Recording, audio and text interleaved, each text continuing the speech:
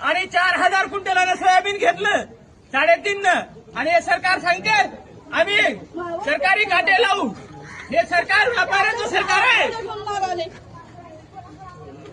फाशी झाली तरी मी हरकत नाही, पण शेतकऱ्यावर अन्याय होऊ देणार नाही. शेतकऱ्यासाठी मी फासावर चढायला तयार आहे. तहसीलदार साहेबांचं काम नव्हतं एखाद्या गावात जाऊन मला पैसे पडले का म्हणून. सर्वसामान्य शेतकरी जेव्हा टॅक्स भरतो तेव्हा तुम्ही अधिकारी लोक तेव्हा तुमच्या अधिकारी लोकांचे पगारी होतात. तुम्हाला जाणीव असायला पाहिजे या गोष्टीची. काय व्हायचं ते होऊ द्या. आज तहसीलदाराची गाडी फोडली, उद्या आमदाराची फोडतो.